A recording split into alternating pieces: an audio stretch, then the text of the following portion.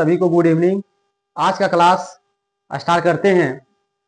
अभी तक हमने पिछले 5 दिन क्लास कर चुके हैं और 5 चैप्टर देख चुके हैं। ठीक है, ये जो टॉपिक है सोशल साइंस का टोटल चैप्टर का, ठीक है, जिसमें से आज है छठा, ठीक है, पार्ट 6 यानी पार्ट 6 का मतलब चैप्टर 6 यानी इकोनॉमी का छठा चैप्टर। ठीक है, और इस छठा चैप्टर में इस चैप्टर का नाम है वैश्वीकरण। ठीक है, इस चैप्टर का नाम क्या है? वैश्वीकरण है। ठीक है, और पहले हम बता चुके हैं कि 5 चैप्टर तक सारा हमने क्या किया, सारा हमने ऑब्जेक्टिव कर चुके हैं और आज हम करेंगे छठा चैप्टर का ऑब्जेक्टिव। ठीक है, इसमें सारा ऑब्जेक्टिव देखेंगे, 40 से 50 ऑब्जेक्टिव रहेगा। और पहले भी हम बता चुके हैं कि ये ऑब्जेक्टिव जो है इससे 2 से 3 नंबर ऑब्जेक्टिव पूछता है और इस चैप्टर से सब्जेक्टिव भी कुछ पूछा जाता है। ठीक है, तो आपको तो हम ऑब्जेक्टिव का गारंटी दिए कि इससे ऑब्जेक्टिव आपको एक भी नहीं छूटेगा। अगर आज का क्लास अगर आप देख लेते हो तो एक भी ऑब्जेक्टिव इसमें छूटने वाला आपका नहीं है। ठीक है, चलो इसमें क्या करते हैं, आज स्टार्ट करते हैं छठा चैप्टर पार्ट 6। ठीक है, जो कि आप सबको पता है कि यह 11 नवंबर से स्टार्ट हो चुका है, 12 नवंबर से। ठीक है, 12 नवंबर से। और ये क्या है आपको बता चुके हैं कि एप्लीकेशन पर ये वीडियो क्या चल रहा है, फ्री चल रहा है। 1 रुपया, मात्र 1 रुपया पर एप्लीकेशन पर भी इसका क्या होता है, लाइव चलता है। ठीक है, आपको पहला वीडियो में बता चुके हैं काव्या एकेडमी है। ठीक है, इसको आप क्या कीजिए, डाउनलोड कर लीजिए। ठीक है, और हम स्टार्ट करते हैं क्या चीज, छठा चैप्टर का ऑब्जेक्टिव स्टार्ट करते हैं। तो उससे पहले सबसे पहले आप सब क्या कीजिए, चैनल को लाइक सब्सक्राइब और दोस्तों को शेयर कीजिए। जितने भी दोस्त इस बार 10वां एग्जाम देने वाले हैं सारे के पास इस वीडियो भेज दीजिए, क्योंकि बहुत काम आने वाला है ये वीडियो आपके लिए।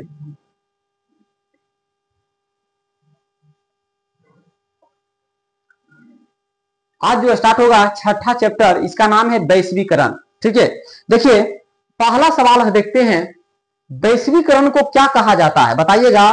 जो वैश्वीकरण है इसको क्या कहा जाता है वैश्वीकरण का, तो इसका सबसे पहले आप क्या कीजिए, राइट आंसर दीजिए। ठीक है, बताइए इसका क्या होगा राइट आंसर, क्या हो जाएगा इसका। तो वैश्वीकरण को क्या कहा जाता है, तो वैश्वीकरण को भूमंडलीकरण कहा जाता है। ठीक है, यानी भूमंडलीकरण वैश्वीकरण दोनों क्या है, सेम है। ठीक है, कोई दिक्कत यहां तक? चलिए कोई दिक्कत नहीं, तो अगला नंबर सवाल देखते हैं। क्या है, वैश्वीकरण के फलस्वरूप 2 देशों के उत्पादन के बीच प्रतिस्पर्धा क्या हो गया है, बताइएगा। अगर वैश्वीकरण हो गया, देखिए सबसे पहले वैश्वीकरण के मतलब समझिए। जब से हमारा देश वैश्वीकरण हुआ यानी 1991, जब से हमारे देश में वैश्वीकरण हुआ, वैश्वीकरण से क्या हुआ कि पूरे देश का, सारे देशों के लोग आपस में क्या हो गए, मिल गए। यानी जब भी अपने सामान को बेचने की जरूरत पड़ेगा तो अब हम किसी भी देश में जाकर सामान को क्या कर सकते हैं, बेच सकते हैं। ठीक है, तो यही होता है, छोटा सा मतलब होता है वैश्वीकरण का। ठीक है, तो बताइए जब से वैश्वीकरण हुआ है मेरे प्यारे बच्चे, तो इसके फलस्वरूप में क्या 2 देशों के उत्पादन के बीच में प्रतिस्पर्धा क्या हो गया, क्या कम हो गया है, क्या बढ़ गया है, या घटती बढ़ती रहती है, या कोई परिवर्तन नहीं होता है। तो इसका राइट आंसर होगा, क्या चीज हो जाएगा, बढ़ जाएगी, यानी प्रतिस्पर्धा बढ़ जाएगी। यानी इसका राइट आंसर हो जाएगा मेरे प्यारे दोस्तों, क्या हो जाएगा, बी, यानी बढ़ जाएगी। कोई दिक्कत इसमें? चलिए कोई दिक्कत नहीं, तो अगला नंबर सवाल देखते हैं। अगला नंबर सवाल है 263 नंबर सवाल देखते हैं। क्या है 263 नंबर सवाल, क्या है, कहता है कि इनमें से क्या वैश्वीकरण का दोष नहीं है, बताइएगा इसका आंसर। वैश्वीकरण का दोष नहीं है, क्या होगा इसका, तो वैश्वीकरण का दोष नहीं है, तो ये जो इसका आंसर हो जाएगा मेरे प्यारे दोस्तों, क्या हो जाएगा, उद्यमियों को प्रोत्साहन, उद्यमियों को प्रोत्साहन, इसका क्या हो जाएगा, राइट आंसर हो जाएगा। ठीक है, कोई दिक्कत यहां तक? चलिए दिक्कत नहीं है, तो अगला का नंबर का सवाल दीजिए कि वैश्वीकरण को प्रोत्साहित करने वाले प्रमुख कारक क्या है, बताइएगा इसका राइट आंसर क्या होगा। 264 का राइट आंसर बताइएगा क्या होगा, बताइए 264 का आंसर, कि वैश्वीकरण के प्रोत्साहन करने वाली प्रमुख कारक कौन सा है, तो बताइएगा प्रतिस्पर्धा है, या उदारवादी नीतियां हैं, या विकासशील अर्थव्यवस्थाओं के अनुभव है, या उपयुक्त सभी। इसका राइट आंसर दीजिए।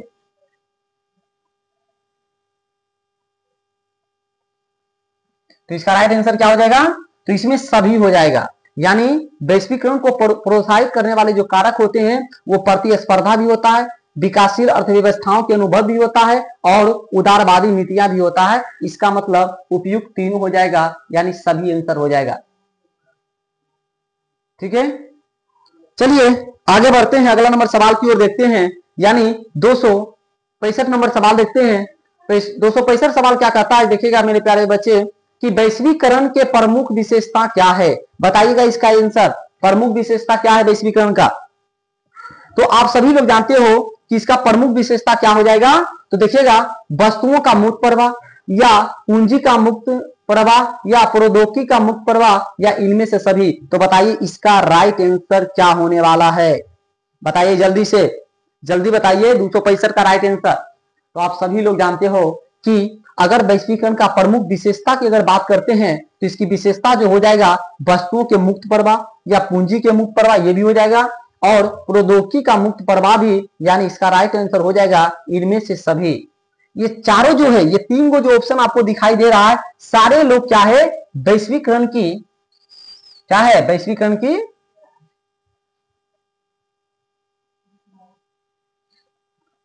विशेषता है, वैश्वीकरण की विशेषता है। ठीक है, सारा क्या है, वैश्वीकरण की विशेषता। ठीक है,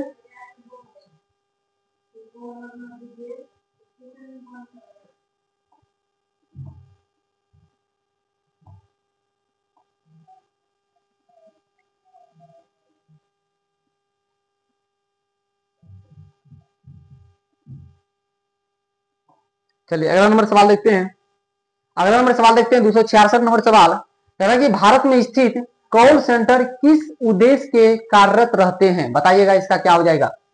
इसका राइट आंसर बताइए क्या होगा, कि क्या होगा इसका राइट आंसर बताइएगा कि भारत में स्थित कॉल सेंटर किस उद्देश्य से कार्यरत रहते हैं। तो क्या आपराधिक गतिविधियों पर निगरानी रखने के लिए, या ग्राहक सेवा के लिए, या रोगी उपचार कार्य के लिए, या ए बी दोनों। बताइएगा 266 का राइट आंसर क्या होगा।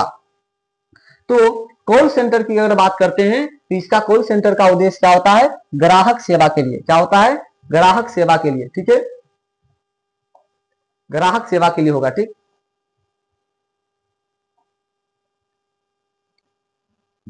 रुकिएगा एक मिनट।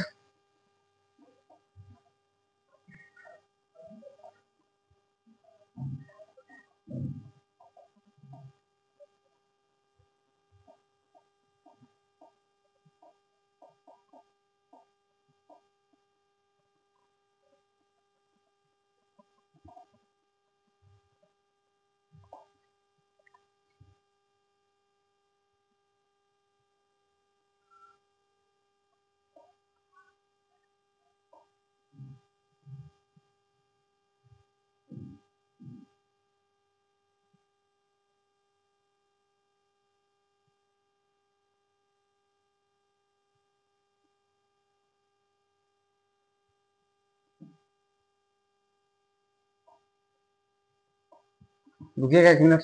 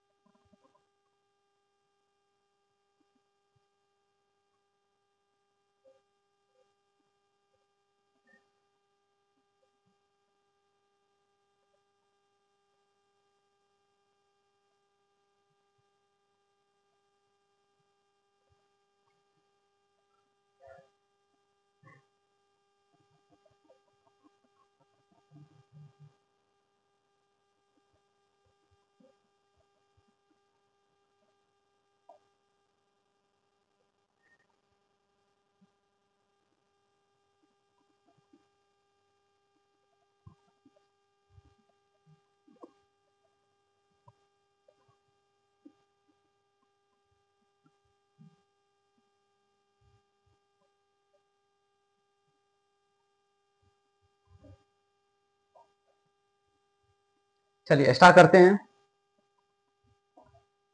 चलिए ये हो गया। इनमें से कौन सा वैश्वीकरण का दोष नहीं है, तो इसका क्या हो जाएगा, उद्यमियों को प्रोत्साहन। ठीक है, अगला है वैश्वीकरण को प्रोत्साहित करने वाले प्रमुख कारण क्या हो जाएगा, तो आपको बता चुके हैं उपयुक्त सभी।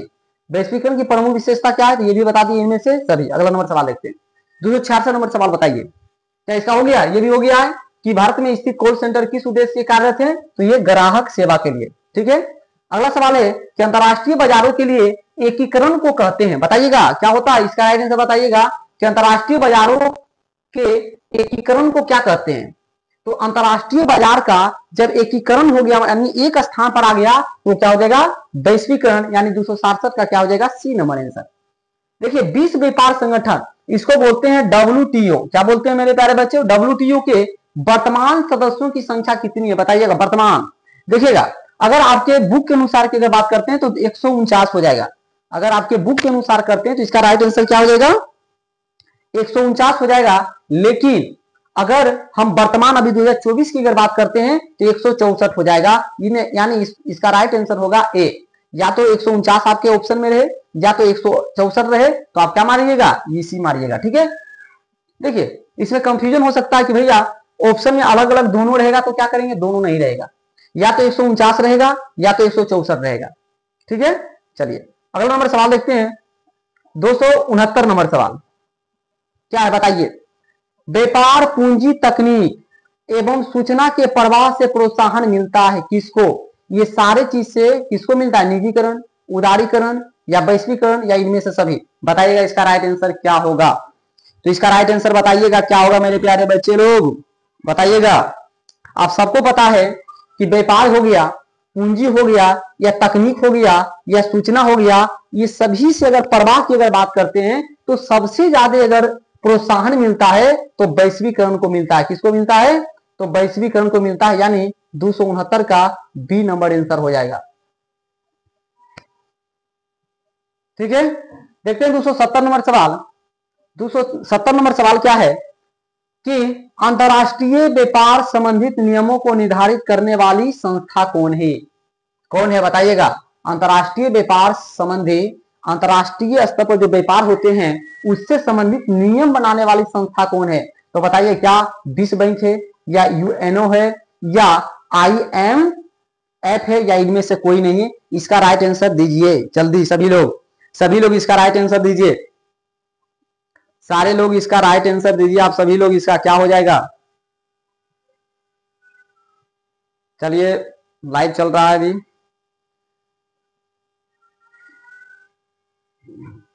ठीक है, आगे क्या है, चलिए बताइएगा इसका राइट आंसर क्या हो जाएगा। तो देखिए मेरे प्यारे बच्चे लोग, इसका जो राइट आंसर होगा इनमें से कोई नहीं, यानी ये तीनों इस अंतरराष्ट्रीय व्यापार संबंधी नियम कानून नहीं बनाता है, नियम कानून नहीं बनाता है। तो बोलिएगा इसका राइट आंसर क्या होगा, तो इसका राइट आंसर होगा WTO। क्या हो जाएगा, WTO। क्या बोलिए, कोई परेशानी किसी को, चलिए कोई परेशानी नहीं, यहां तक जब परेशानी नहीं है तो अगला नंबर सवाल देखते हैं। 270 नंबर सवाल हो गया, 71 देखते हैं। सन 2009 में, सन 2009 तक, ठीक है, बताइएगा विश्व की वस्तुओं एवं सेवाओं की कुल विदेशी व्यापार में भारत का अंश कितना प्रतिशत है। चलिए बताइए 271 का, देखते हैं कितने लोग जवाब देते हो इसका 271 का। तो आप सभी लोग को पता होना चाहिए कि सन 2009 की अगर बात करते हैं तो विश्व की वस्तुओं एवं सेवाओं की कुल विदेशी व्यापार की अगर बात करते हैं तो उसका मात्र 2% है, यानी इसका राइट आंसर हो जाएगा बी। ठीक है, इसका राइट आंसर क्या हो जाएगा, बी हो जाएगा। कोई दिक्कत, चलिए अगला नंबर सवाल देखते हैं। 272 नंबर सवाल देखिएगा, बहुत बढ़िया सवाल है और एग्जाम में पूछे जाते हैं। ये सवाल है कि जब एक विशालकाय भवन, एक विशालकाय बहुत बड़ा भवन बना लिए, ठीक है, विशाल भवन को बाजार के रूप में बदल दिया जाता है तो वह कहलाता है क्या चीज। यानी एक बड़ा सा बिल्डिंग है, उसको हमने क्या किया, बाजार बना दिया। ठीक है, क्या बना दिया, बाजार बना दिया, तो बताइए उसको क्या कहेंगे। तो आप सभी लोग जानते हो उसको बोलते हैं क्या चीज, शॉपिंग मॉल, क्योंकि आप जानते हो कि सारा सामान वहां मिल जाता है। ठीक है, चलिए अगला नंबर सवाल देखते हैं। किस अर्थशास्त्री ने उदार आर्थिक नीति का समर्थन किया था, उदार आर्थिक का समर्थन किया, बताइएगा। किस अर्थशास्त्री ने उदार आर्थिक नीति का समर्थन किया? क्या मार्शल साहब किए थे, या एडम स्मिथ किए थे, या रॉबिन्स किए थे, या पिगू किए थे? बताइए 273 का क्या होगा राइट आंसर। तो आप सब लोग जानते हो कि कौन थे जी? तो ये जो इसका राइट आंसर जो हो जाएगा वो हो जाएगा एडम स्मिथ, यानी इसका राइट आंसर हो जाएगा बी, एडम स्मिथ। ठीक है, अगला नंबर सवाल देखें, देखते हैं अगला नंबर सवाल 274 नंबर सवाल क्या है कि उदारीकरण का तात्पर्य क्या है? उदारीकरण का तात्पर्य क्या होता है? देखिएगा, अर्थव्यवस्था में आर्थिक नियंत्रणों का समाप्त करना, या एमआरटीपी एक्ट को छूट, या निजी क्षेत्र के उद्योगों का विस्तार, या उपयुक्त सभी। बताइएगा उदारीकरण का मतलब क्या होगा? तो उदारीकरण का मतलब होता है क्या चीज? देखिएगा, सुनिएगा ध्यान से। उदारीकरण का मतलब होता है कि निजी क्षेत्रों के उद्योगों का विस्तार। यानी समझिए, हमारा देश जब आजाद हुआ 1947, थोड़ी सी इसकी कहानी समझते हैं, 2 मिनट थोड़ा सा वेट कीजिएगा।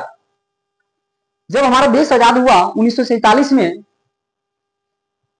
1947 में जब हमारा देश आजाद हुआ, उस समय हमारी जो वहां की हमारी सरकार थी उनको डर लगा था। क्या डर लगा था?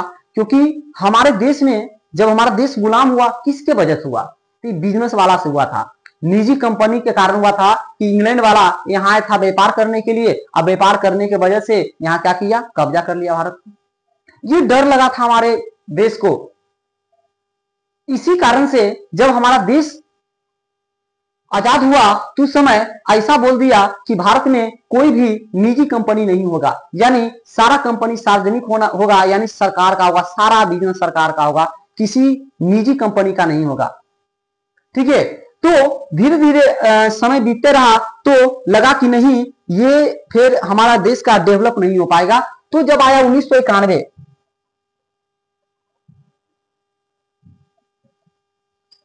क्या आया? जब 1991 आया तो 1991 में क्या हो गया?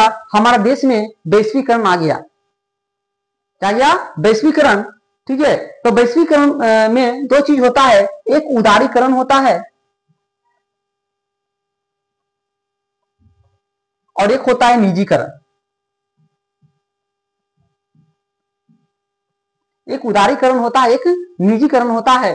तो उदारीकरण में क्या होता है? उदारीकरण में क्या बोला गया कि जो भी हम प्रतिबंध लगाए हुए हैं कि लाइसेंस नहीं देंगे, ये वो जो भी था कि हम निजी कंपनी को चलाने नहीं देंगे, सारा प्रतिबंध को क्या किया? सरकार ने हटा दिया। तो यही था उदारीकरण।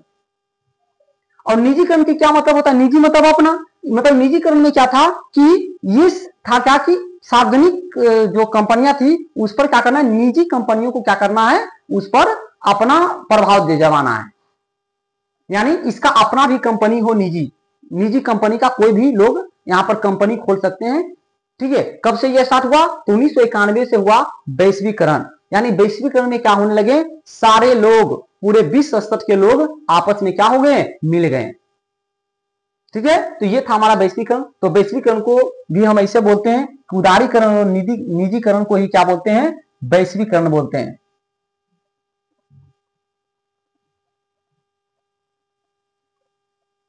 ठीक है, तो ये था उदारीकरण, ये था निजीकरण, और यह है वैश्वीकरण। कोई दिक्कत?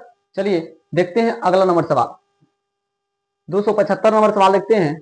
ऐसे 274 नंबर सवाल देख लिए, अब देखेंगे 275 नंबर सवाल क्या है? इनमें से कौन सी बहुराष्ट्रीय कंपनी है?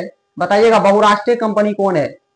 क्या force Motors, Coca Cola, Samsung? यानी आप सबको पता होगा ये तीनों कंपनियां जो है बहुराष्ट्रीय कंपनी है। ये तीनों कंपनी क्या है? बहुराष्ट्रीय कंपनी है। ठीक है, 275 का क्या हो जाएगा? D number answer. अगला नंबर, इनमें से कौन बहुराष्ट्रीय कंपनी नहीं है? देखिए अभी बताएं, मोटर्स, कोका कोला, ये सारा क्या बहुराष्ट्रीय कंपनी है, और संतोष जो बहुराष्ट्रीय कंपनी नहीं है, यानी इसका राइट आंसर जो हो जाएगा वो होगा डी। ठीक है, चलिए अगला नंबर सवाल, नई आर्थिक नीति के घटक है, बताइएगा नई आर्थिक नीति क्या है? निजीकरण, वैश्वीकरण। तो आप सबको पता है कि उदारीकरण, निजीकरण और वैश्वीकरण जो है इसका राइट आंसर हो जाएगा, मतलब नई आर्थिक नीति का घटक उदारीकरण, निजीकरण और वैश्वीकरण, ये तीनों हो जाएगा। ठीक है, ये तीनों इसका क्या हो जाएगा? Right answer. तो 277 का आंसर क्या हो जाएगा? डी। देखते हैं 278 नंबर सवाल क्या है, बताइएगा इसका राइट आंसर। बहुराष्ट्रीय कंपनी द्वारा दूसरे देशों में निवेश का सबसे समान तरीका है। बहुराष्ट्रीय कंपनी द्वारा दूसरे देशों में सबसे निवेश करने का सबसे समान तरीका है, बताइएगा कौन सा इसका तरीका सही है। समान तरीका बताइए। क्या नए कारखानों की स्थापना करना, ये भी होगा। स्थानीय कंपनी को खरीद लेना, ये भी सही है बहुराष्ट्रीय कंपनी का। स्थानीय कंपनी को साझेदारी कर लेना, यानी इसका राइट आंसर हो जाएगा डी। होगा कि नहीं। तो बहुराष्ट्रीय कंपनी है, यानी बहुराष्ट्रीय कंपनी क्या होता है, जिसे इस कंपनी क्या होती है, बहुत सारे बहुत होता है, ज्यादा कंपनी होता है। अब ये क्या करेगा, दूसरे देश जाएगा, वहां पर क्या करेगा, नए कारखाना को स्थापन कर सकता है, ये भी कर सकता है कंपनी या बहुराष्ट्रीय कंपनी। या तो वहां के जो कंपनियां होती है उसको खरीद लेगा, या स्थानीय कंपनी साथ क्या कर लेगा, ये साझेदारी कर लेगा, पार्टनर बन जाएगा, या क्या मतलब यही, यानी इसका राइट आंसर क्या हो जाएगा, तीनों हो जाएगा, यानी इनमें से सभी। समझ रहे बात को। चलिए देखते हैं 279 नंबर सवाल। पार्ले ग्रुप के थम्स अप नामक ब्रांड को किस बहुराष्ट्रीय कंपनी ने खरीद लिया। एक पहले था थम्स अप, सुने आप, वो जो आता है कोका कोला पहले आता था ना, उससे पहले आता था क्या है, थम्स अप। एक थम्स अप भी आता है, अभी भी आता है, ठीक है। तो बताइए कौन सा कंपनी है जो इसको खरीद लिया। थम्स अप नामक ब्रांड था जिसे बहुराष्ट्रीय कंपनी ने खरीद लिया, तो कौन था, कोका कोला। तो कोका कोला वाला कंपनी ने क्या किया, थम्स अप जो आते थे पीने वाला कोल्ड ड्रिंक, ठीक है, उसको क्या किया, कोका कोला वाले इसको खरीद लिया, ठीक है। चलिए 280 नंबर सवाल, बताइए इसका राइट आंसर। इनमें से कौन भारतीय बहुराष्ट्रीय कंपनी है, भारत की कंपनियां बताइएगा कौन सा भारतीय बहुराष्ट्रीय कंपनी है। Nokia, Dabur, Samsung, none. 280 का राइट आंसर बताइए आप सब। नोकिया, सैमसंग ये सब क्या है जी, भारत का कंपनी नहीं है, ठीक है। भारत का कंपनी क्या हो जाएगा, डाबर। डाबर जो है भारत की कंपनियां है, डाबर भारत की कंपनी है, ठीक है। चलिए कोई दिक्कत यहां तक। आते हैं, सब बहुत इंपॉर्टेंट सवाल है जी, सब बहुत इंपॉर्टेंट क्वेश्चन है, ठीक है। देखिए 281 नंबर सवाल देखिए, निजीकरण का क्या तात्पर्य है। निजीकरण का क्या तात्पर्य अभी बताए हैं। देखिए सार्वजनिक क्षेत्र के उद्योगों को निजी क्षेत्र के हाथ में स्थापित कर देना, यही था निजीकरण। निजी क्षेत्र पर से अनावश्यक प्रतिबंध को हटाना। अच्छा बताइए, निजी क्षेत्र पर से अनावश्यक प्रतिबंध को हटाना, ये तो उदारीकरण था, उदारीकरण था, ये तो नहीं होगा, ये तो सिंपल हटा दीजिए कदम गुटी। निजी क्षेत्र की महत्वपूर्ण भूमिका, ऐसा कुछ नहीं था। उपयुक्त सभी के हाथों में स्थापित कर देना, ऐसा भी नहीं था, यानी इसका राइट आंसर होगा 281 का ए नंबर हो जाएगा आंसर। कि निजीकरण का मतलब क्या अभी बताए थे, कि सार्वजनिक क्षेत्र के जो बिजनेस थे यानी उद्योग थे, उसको किसके हाथ में कर देना है, निजी क्षेत्र के हाथ में स्थानांतरित कर देना है, ठीक है। चलिए ये था इसका राइट आंसर। 282 नंबर सवाल देखते हैं, निम्न में से कौन विदेशी ब्रांड नहीं है। कौन है जो विदेशी ब्रांड नहीं है, भारत का ब्रांड है, तो क्या हो जाएगा, टाटा। बाकी क्या है, टोयोटा, हुंडई, फोर्ड, ये सब क्या है, बहुराष्ट्रीय विदेशी ब्रांड है, विदेशी ब्रांड। भारत का जो ब्रांड है वो टाटा, यानी ब्रांड नहीं है, विदेशी ब्रांड नहीं, यानी भारत का टाटा।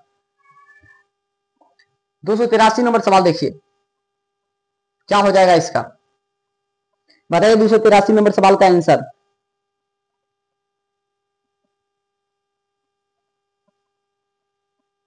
क्या है, वैश्विक गांव किस युग की अवधारणा है। वैश्विक गांव किस युग की अवधारणा है, बताइएगा। वैश्विक गांव क्या बोला है, गांव में भी कैसा गांव, वैश्विक, जो कि विश्व स्तर पर हो, क्या हो, विश्व स्तर पर। तो कैसा आधुनिक में हुआ है जी, क्या पहले हुआ था ऐसा, अभी हुआ है। वैश्विक गांव कब हुआ, तो आधुनिक से, ठीक है। चलिए देखिए 284 नंबर सवाल, बताइए इनमें कौन भारतीय बहुराष्ट्रीय कंपनी है, कौन भारतीय बहुराष्ट्रीय कंपनी बताइएगा। 284 का बहुराष्ट्रीय कंपनी है, भारतीय बहुराष्ट्रीय कंपनी है, बताइएगा।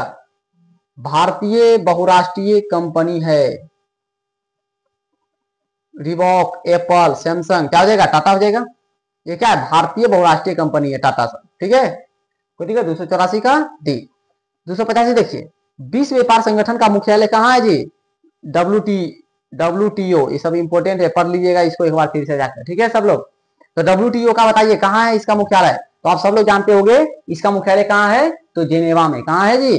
तो जेनेवा में, यानी 285 का ए नंबर आंसर हो जाएगा। 285 का ए जेनेवा। ठीक है। 286 नंबर सवाल देखिए, WTO की स्थापना कब हुआ? तो आप सब जानते हो इसकी स्थापना कब हुआ, बताइए इसका राइट आंसर। क्या 91 में, 93 में, 97 में या 95 में? कब हुआ इसकी स्थापना? तो आप सभी लोग जानते हो WTO का स्थापना जो हुआ है 1995 में। ठीक है, 1995 में WTO का स्थापना हुआ, विश्व व्यापार संगठन। मुख्यालय इसकी कहाँ है? तो इसकी मुख्यालय कहाँ है जी? तो जेनेवा में।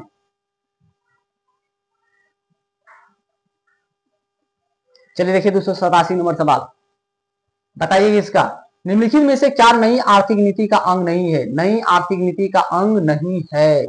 देखिए नई आर्थिक नीति की बात करते हैं तो उदार निजीकरण है, वैश्वीकरण है, उदारीकरण है, यानी राष्ट्रीयकरण नहीं है।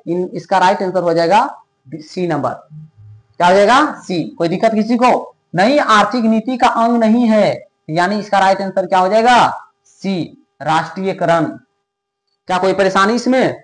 चलिए कोई दिक्कत नहीं, सबको कोई दिक्कत नहीं ना जी। चलिए इसके बाद क्या बचेगा? छठा चैप्टर हो रहा है ना वैश्वीकरण। इसके बाद एक और चैप्टर बचेगा, 7वां चैप्टर। जैसे 7वां चैप्टर समाप्त होगा उसके बाद क्या लाएंगे? सिविक्स का पहला चैप्टर, फिर दूसरा चैप्टर, 5 चैप्टर है, फिर 5 दिन उधर लगेगा। ठीक है। और इस बार फ्राइडे को क्या करेंगे? फ्राइडे को बायोलॉजी का क्लास देखेंगे। फ्राइडे या सैटरडे को बायोलॉजी का क्लास दिलवाएंगे। ठीक है, साइंस में। आप सब रेडी रहिएगा साइंस के लिए। भारत में वैश्वीकरण की प्रक्रिया कब शुरू हुई, बताइएगा। भारत में वैश्वीकरण की प्रक्रिया कब से शुरू हुई है? अभी बता चुके हैं पहले ही, 1991 से वैश्वीकरण की प्रक्रिया शुरू हुई है। ठीक है। चलिए, हमारे देश का कौन सा शहर सूचना प्रौद्योगिकी का केंद्र बन गया है? सूचना प्रौद्योगिकी का केंद्र बन गया है तो बंगलुरु। ठीक है, बंगलुरु जो है ये आज क्या बन गया है? सूचना प्रौद्योगिकी का क्या बन चुका है बाबू? तो ये केंद्र बन चुका है। ठीक है, आज सूचना प्रौद्योगिकी का ये केंद्र बन चुका है। ठीक है। पूरे विश्व में आर्थिक वर्चस्व बताइए किसका है? ब्रिटेन, अमेरिका, रूस और फ्रांस। किसका आज पूरे देश में वर्चस्व है? तो आप सब जानते हो कि ब्रिटेन का, यानी 290 का राइट आंसर हो जाएगा ए। ब्रिटेन का पूरा वर्चस्व आज के डेट में है। ठीक है। चलिए देखते हैं 291 नंबर सवाल, अमेरिका से पहले किस देश की पूरी दुनिया पर राजनीतिक और आर्थिक वर्चस्व बना हुआ था? अमेरिका से पहले किस देश की पूरी दुनिया पर राजनीतिक और आर्थिक वर्चस्व बना हुआ था? बताइएगा किसका था जी? तो बताइए 291 का राइट आंसर क्या होगा? 291 का क्या राइट आंसर होगा? ब्रिटेन। क्या होगा? ब्रिटेन। यानी देखिएगा इसमें थोड़ा सा उल्टा दे दिए हैं। ये सवाल क्या है? पूरे विश्व में आर्थिक वर्चस्व तो अमेरिका का है, सॉरी ब्रिटेन का नहीं, अमेरिका का। किसका? अमेरिका। लेकिन क्या बोला है? अमेरिका, सवाल है कि अमेरिका से पहले किसका था? तो ब्रिटेन का। यानी सबसे पहले ब्रिटेन का पूरे विश्व पर वर्चस्व था। लेकिन ये सब जब विश्व युद्ध हुआ था उस समय इसका वर्चस्व क्या हुआ? गिर गया। और उस समय क्या कौन उठ गया? तो अमेरिका। 9th क्लास में पढ़े होंगे प्रथम विश्व युद्ध के बारे में कि प्रथम विश्व युद्ध के दौरान ही अमेरिका एक शक्तिशाली राष्ट्र के रूप में उभरा था। और ये सब सारे जो था ब्रिटेन, फ्रांस, रूस, ये सब क्या हो गया था? सारे लोग की आर्थिक स्थिति एकदम गड़बड़ हो गया था। ठीक है, तो इसका राइट आंसर होगा डी। 292 नंबर सवाल, वैश्वीकरण से बिहार के किस उद्योग को सर्वाधिक प्रोत्साहन मिला है? जब से हमारे देश में वैश्वीकरण हुआ तो वैश्वीकरण के कारण हमारे खास बिहार में किस उद्योग का क्या मिला है? प्रोत्साहन मिला है। तो सिंपल बात है कि औद्योगिक, क्या बोला है? वैश्वीकरण हुआ। तो वैश्वीकरण हुआ यानी हमारे देश में क्या होने लगे? नए नए इंडस्ट्रीज खुलने लगे। जब इंडस्ट्री खुलेगा तो उसके कच्चे माल की आवश्यकता कहां से होती है? खेतों से होती है, यानी कृषि से। तो बोल सकते हैं कि 92 का आंसर होगा कृषि एवं पशुपालन को क्या मिला है? प्रोत्साहन मिला है हमारे बिहार में। किसकी वजह से? तो वैश्वीकरण की वजह से। ठीक है, देखते हैं अगला नंबर सवाल, 293 नंबर सवाल कि वैश्वीकरण का सबसे नकारात्मक प्रभाव किस क्षेत्र में देखा गया है? 293 नंबर का आंसर दीजिए आप लोग। 293 नंबर का आंसर दीजिए आप लोग। 293 नंबर का आंसर दीजिए। क्या बोला है, वैश्वीकरण का सबसे नकारात्मक प्रभाव किस क्षेत्र में पड़ा है। देखिए सवाल देखिए थोड़ा सा यहाँ पर क्या हो गया, थोड़ा दोनों में देखिए 292 नंबर सवाल फिर से समझिए। यहाँ थोड़ा सा क्या हो गया, क्या है कि वैश्वीकरण से बिहार की अगर बात करते हैं, किस उद्योग को सर्वाधिक प्रोत्साहन मिला है, तो देखिएगा 292 की अगर बात करते हैं तो कृषि पशुपालन में नहीं हुआ है। अभी देखो इसमें थोड़ा हो गया, देखिए समझिएगा, अभी बताते हैं दोनों बारे में। तो ज्यादा की अगर बात करते हैं तो पर्यटन में ज्यादा हुआ है। वैश्वीकरण के कारण पर्यटन क्षेत्र में थोड़ा सा पहले की तुलना में बहुत ही ज्यादा प्रोत्साहन मिला है पर्यटन में। लेकिन अगर बात करते हैं कृषि एवं ग्रामीण क्षेत्र की अगर बात करते हैं तो वैश्वीकरण से यहाँ पर नकारात्मक प्रभाव पड़ा है। देखिए अगर बात करते हैं ग्रामीण क्षेत्र की तो वैश्वीकरण हुआ तो बाहर में जिसे जिसे नया नया इंडस्ट्री खुलने लगे, वहां रोजगार मिलने लगे, तो गांव के सभी लोग क्या करने लगे, रुपया कारण सारे लोग गांव छोड़कर शहर की ओर पलायन कर गए। तो सिंपल बात है, जब गांव में लोग रहेंगे नहीं तो सारे लोग चले गए, तो बताओ कृषि पर प्रभाव पड़ेगा कि नहीं पड़ेगा। तो वैश्वीकरण का सबसे नकारात्मक प्रभाव क्या होगा, ये वाला आंसर, ठीक है। और उसमें प्रोत्साहन मिला है किसको, तो प्रोत्साहन मिला है किसको मेरे प्यारे बच्चों, तो पर्यटन को, ठीक है। और ये क्या हो जाएगा 293 का ए, ठीक है। कंफ्यूजन दूर हो गया जी। चलिए 94 देखिए, निम्नलिखित में से किस राज्य में आधार संरचना के कारण वैश्वीकरण का प्रभाव कम है।